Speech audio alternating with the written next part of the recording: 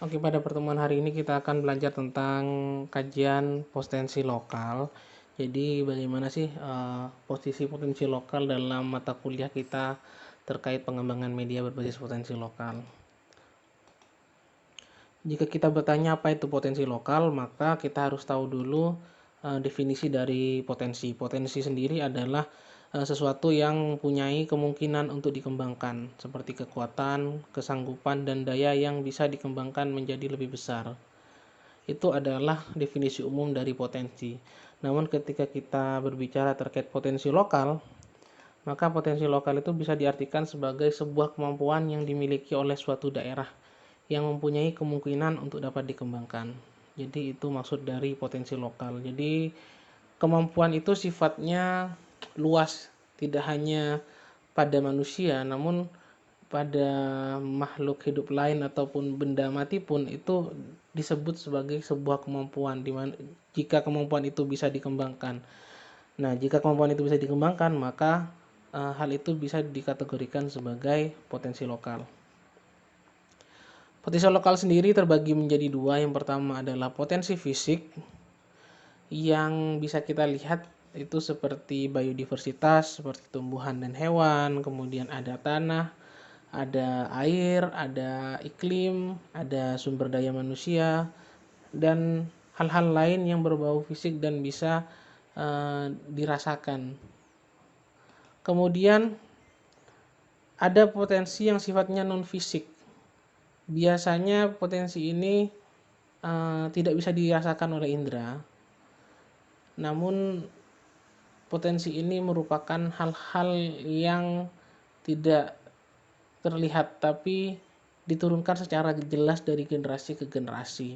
Sebagai contoh, budaya atau interaksi masyarakat atau mungkin cerita rakyat atau dongeng yang ada di daerah tersebut, itu disebut dengan potensi non fisik. Kemudian bagaimana sih posisi-posisi lokal dalam pendidikan? Sebenarnya saat ini potensi lokal dalam pendidikan sudah mulai banyak dikembangkan menjadi berbagai hal dalam pendidikan. Sebagai contoh yang pertama, sebagai konten materi.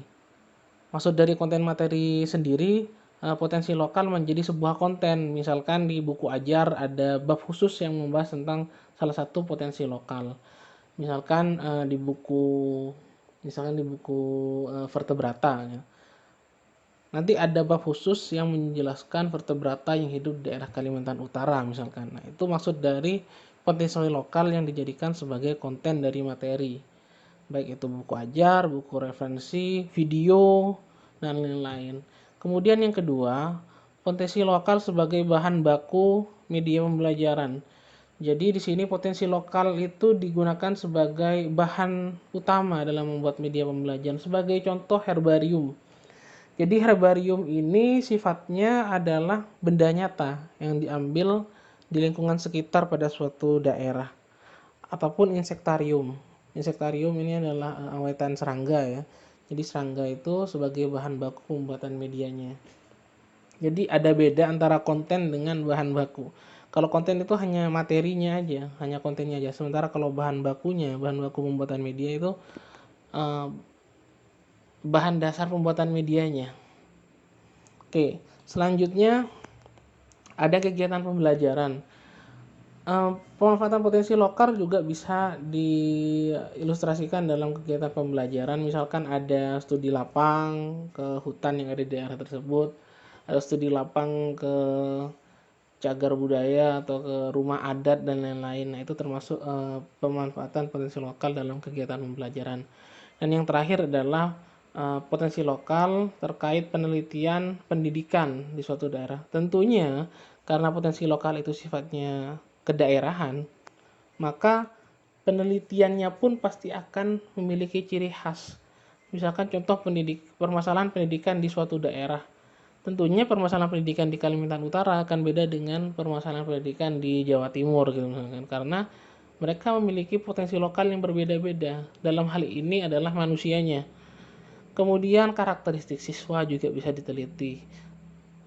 Siswa juga merupakan potensi lokal karena siswa pada suatu daerah pasti punya kekhasan yang berbeda dengan siswa di daerah lain. Jadi seperti itu materi hari ini kita belajar di mana sih posisi potensi lokal dalam mata kuliah yang akan kita hadapi dalam satu semester ini. Jadi itu saja dari saya. Terima kasih. Selamat pagi dan kita akan bertemu lagi di pertemuan selanjutnya.